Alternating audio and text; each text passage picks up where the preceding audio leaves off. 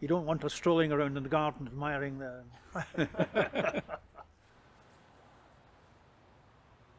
Good morning, Sandy. It's a pleasure and privilege to be here doing this interview with you because we've collaborated on the book Facing the Nation, the portraiture of Alexander Moffat.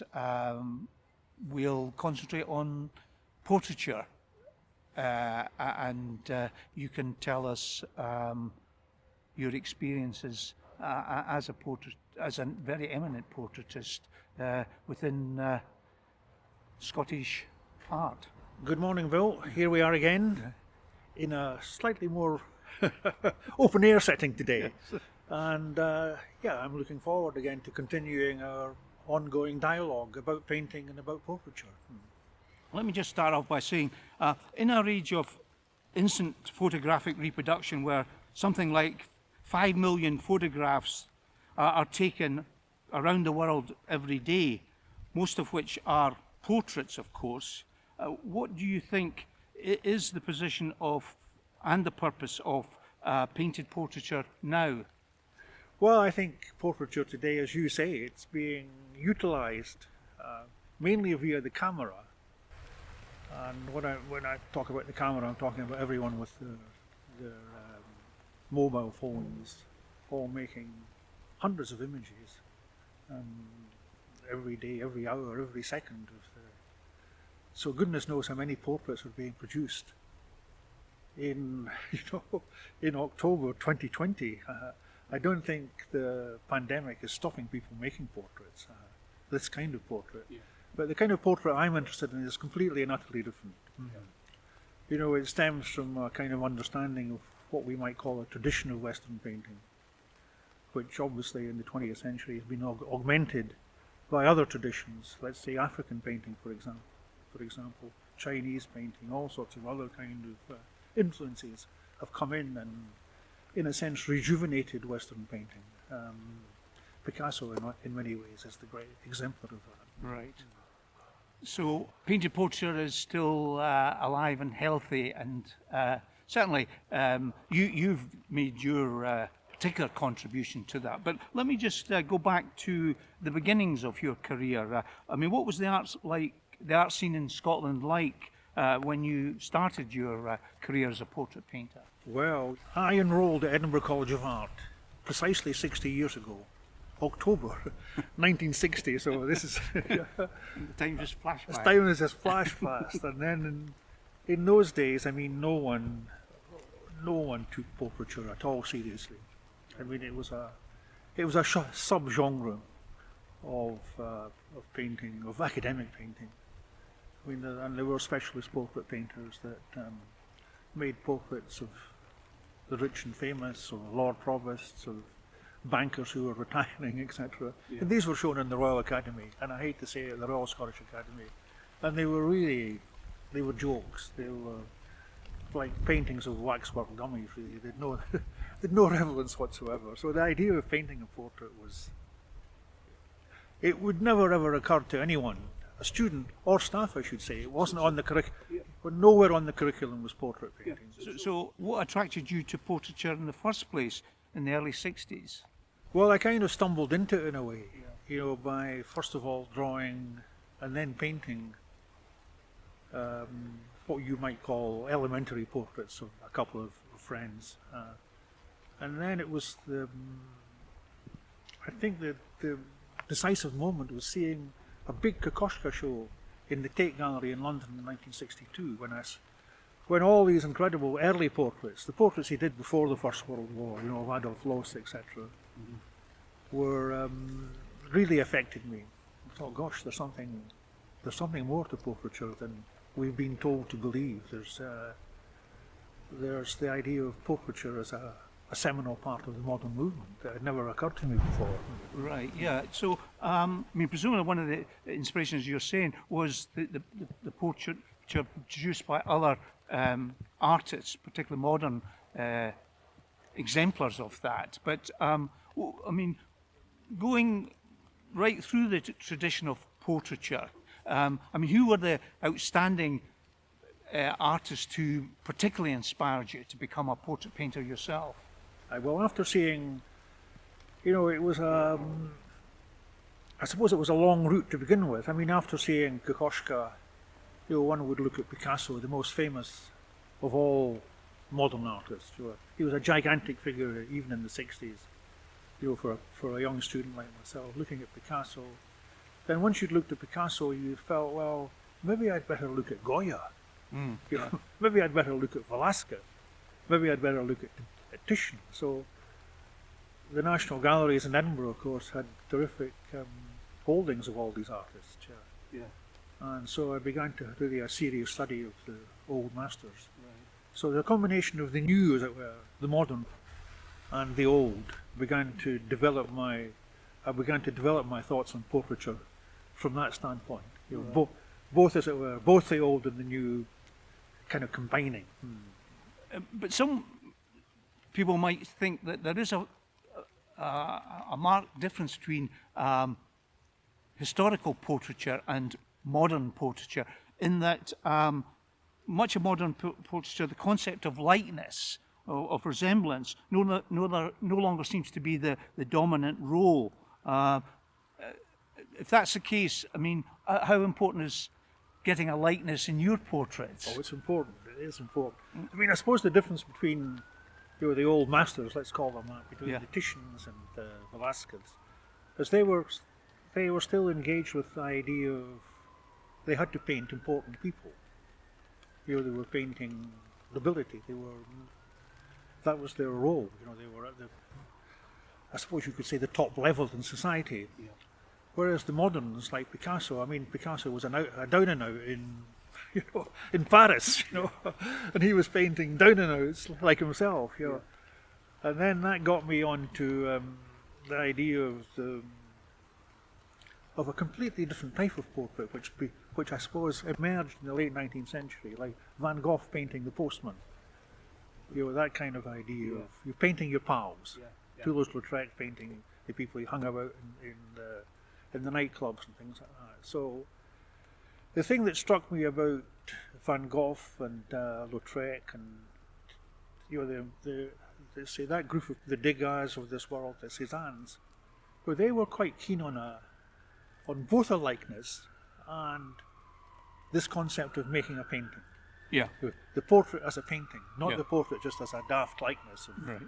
of some wealthy geezer, but the portrait which would be, in Cézanne's case, for example, which would be the equal of his landscapes or his still lifes. It was all the kind of same idea that this was a painting first and foremost. Yeah. It had to be a challenging painting too, not just any old painting. But there's also the notion that in modern painting that the artist is trying to more overtly, let's put it that way, getting the inner personality of the sitter out, not just their superficial appearance. Aye, well, I suppose that was the talking point about Kokoschka, actually, that in Vienna, in the Vienna of his time, I think his portraits were so radically different from, let's say, 19th century, from even Klimt. And everyone, what's he doing here? Is he X-raying the sitter's soul? All this kind of nonsense. But you can see what they're looking at. You can see what they're seeing, and see what they're trying to explain. Why is his portraiture so completely different from Klimt? Why does it have this intensity? What is this kind of? Is he really penetrating the sitter's inner life, as it were? So, when then that got me thinking, isn't that what Rembrandt was doing 300 or 400 years ago? Yeah, I just said overtly. I mean, I didn't say that somehow or other the historical portraits were just simply, superficial likeness. So of you course began not. to see what the moderns were doing, yeah. and where that actually had happened, as it were, before. And so that seemed to be an integral part then of what I should be doing as a modern portrait painter. Can we now turn to the more technical aspects of the making of portrait? And I noticed that you've got your sketchbook in your hand. So can maybe start off by asking you how important drawing is in your practice as a portraitist? Well, I mean, I know we're making a film, and other people, sensitive souls might be, they might be looking and listening to this, our conversation one day. But as John Bellamy memorably said in a lecture he once gave in Australia, in either Sydney or Melbourne, he said, if you can't draw, he said, you're fucked. The students loved that, of course. They got up and all cheered. But there's, of course, there's a huge amount of truth in that statement, in that very simple statement. And looking at all the, I think, the great portraits of the past, there's an element of drawing which either takes place at the beginning or certainly throughout the portraiture or throughout the making of the portrait. I mean, it's inevitable that if you're the failure to realise, as it were, an image in drawing or work your way towards an image in drawing is going to result in a bad painting. I mean, there are so many examples of that. Yeah. Right. Yeah. So drawing's a key. It's a key element. It's a key element to, in fact, Foundation practice. Yeah, it's a foundation, not just of depicting a fellow human being, but of, let's say, thrashing out an idea, thrashing out a concept. Well, that's right. Yeah. Thrashing out something that's going to lead to the bigger picture. Well, moving on to the bigger picture, I mean, how important is the use of, accompanying accoutrements in your portraits? Like the settings and the dress of the sitter, etc. Yes, that's important. It is important. Yeah. It gives you.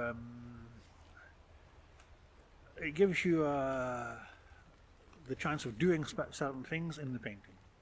Certain things, for example, with colour, perhaps with shape, perhaps with space. It depends on what the sitter's wearing. Like you're wearing your cap. That's a brilliant a way of starting. It's a way into even the personality of the sitter too. There are so many possibilities arise from that. Well, of course. I mean, that's what turns a portrait into a picture, into a full image, isn't it? Yeah, it does. The most famous one probably is Velasquez Las Meñas, where the setting is absolutely crucial to the significance of the group portrait. Yeah, I think there are so many good portraits. It's a combination of elements, isn't it?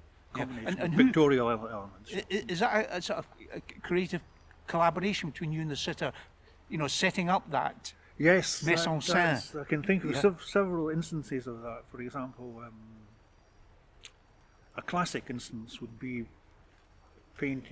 my paintings of the advocate, of this respectable, to most people, this respectable legal figure. Yeah. Susie Rayburn. Of course, she was very keen to. She was a lover of the arts, of the theatre especially, and she was keen to participate in the making of the portrait. So we discussed the possibilities of how what she would wear, and she was interested obviously in Lautrec and Seurat and these Parisian late 19th century painters. So that's what led to the painting of her, the Ring Mistress, which quotes directly from Lautrec and. But it's fantastic. I mean, you mentioned advocates. I mean, and Susie Rayburn. But I mean, how do you decide who you're going to make your portraits from? Well, again, a lot of that began with when you're painting your pals. You just say, "How would you like to come round to the studio and maybe sit for an hour or a couple of hours and." I could have a crack at painting your portrait. And one thing leads to another. So suddenly there's a whole bunch of fellow painters and aspiring young poets. Suddenly I found I'd done about 20 or 30 portraits. And then somebody else sees those things and say, well, why don't you paint a portrait with me? And then suddenly somebody, then a commission arises. Well, that's right. Yeah. I mean, do you employ a different approach between portraits of a personal friend and a commission one of a relative stranger, for example? Yes, I think one does. Back to drawing again, I think, here. So when you're painting a friend, a very close friend, someone you know intimately as well, you see every day or every week, then it kind of, I think it's easier to get into it because you already have a kind of image of this. But when you're drawing someone you've never really spoken to or been with, then I think that's when I spend maybe 2 or 3 sessions just drawing. Right. Drawing and talking. And listening. And the different categories of sitters. I mean, for example, do you treat female sitters differently from male sitters? Again, I think that's inevitable, that a different type of chemistry, as it were, as it play with the female sitter. Also, female sitters are usually much more colourfully dressed, as it were. Yeah. There's much more to paint there, just in terms of outfits and colour and hairstyles and all Well, that. your most celebrated female sitter is Muriel Spark, for example. I mean, how is it like painting her? I think at the very beginning, before I even lifted a pencil or got a sketch pad out or anything like that, we were discussing some of my earlier portraits, like the McDermott portrait, where there's a whole kind of tangle of images, of the Shetland Islands, of Langham, of Lenin, and all the rest of it. I said, "Would you think do you think I should have something, like an Italian scene or something like that in the painting as well, Muriel?" And she was very adamant. "No," she said, "I only want me." And that's what you got. That's what she got. Well, she got a kind of Titianesque blue background. That's right, yes, and of course it hangs now Yeah. in the National Portrait Gallery. And just another type of portrait that you've excelled in, the double or the group portrait. I mean, how do you handle that? Again, that's a good. I see that as a challenge, as something really to get my teeth into. I really enjoyed painting the double portrait, but occasionally a bigger family portrait with maybe four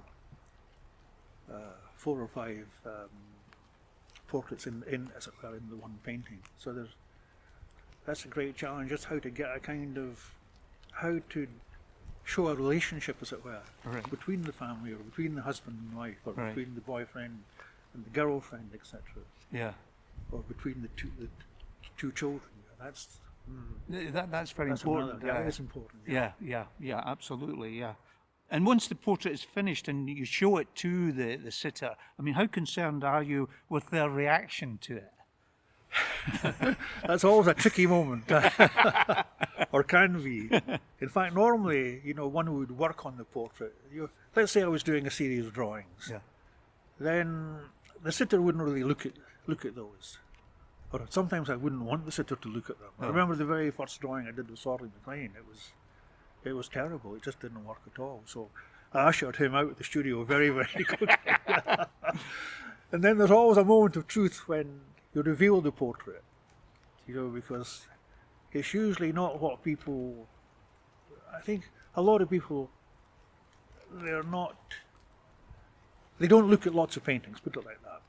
No. I mean, it's great when you're painting a fellow artist, Yeah. where there's no problem at all there. Right, But yeah. if people aren't used to looking at painting, if they haven't walked around the National Gallery several times, And people have Then- an image of themselves Yeah, that that's true. doesn't really match up to the reality, does it? no, that's true as well. Yeah, yeah. I mean, you think of the story too of Picasso's portrait of Gertrude Stein, which he struggled over, and then when it was finally revealed, I don't think anyone was very happy. And Picasso was a bit miffed. He said, "She will grow to look like my portrait," and of course that's what happened. Yeah, and of course it's unmistakably Gertrude Stein when one looks at it today. Oh, it's an amazing portrait, yeah. You mentioned Sorley MacLean and Hugh McDermott. I mean, your most renowned portraits are of celebrated literary figures, mainly Scottish literary figures. Does this type of sitter set you a particular challenge? It does, because I mean most of the poets I've painted, certainly at the beginning, were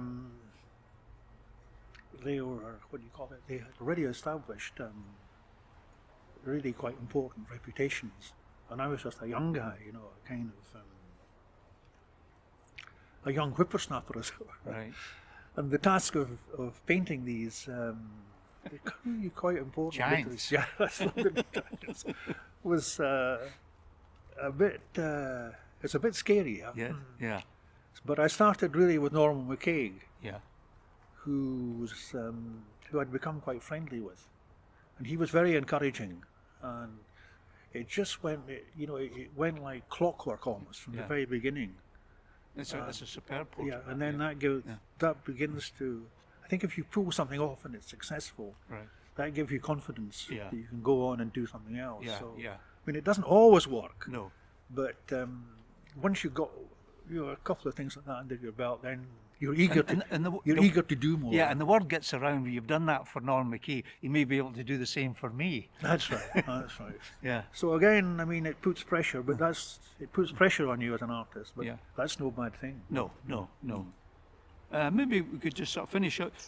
We worked together on the recent book, Facing the Nation, the portraiture of Alexander Moffat. It was a survey of your art as a portraiture, and it would give you an opportunity to assess your career in that particular area. I mean, once it was finished, did you come to any conclusions looking back over your illustrious career as a portrait painter? Well, I mean, in some ways, looking back over your career is a bit. How do you say? How would one put it? It's. You begin to see, oh my God, why did I do that? Why didn't I change that? Why didn't I correct that? You begin to see things like that. Then on the other hand, you begin to see that, well, maybe I have really achieved something. Maybe I've done something after all. And there seems to be a kind of, there's a sense of development, a sense of progress, which I think one can relate to still. And it's what really makes me want to go on. It's why I go into the studio every morning, determined. That's my last question. I mean, you have painted some of the most celebrated figures in Scottish culture, but is there any individual or any group of Scots that you would still be very keen to put them under your brush, for example? There will be. Yeah. I can't really come up with any names, as it were, right No. now. But there are always people worth painting. And there are probably still a few, actually, of my oldest and best friends that still have to be done, as it were. They've still got to be painted, yeah. Right. Okay, well, thank you very much, Sandy. No, thank you, Bill. It's been a pleasure.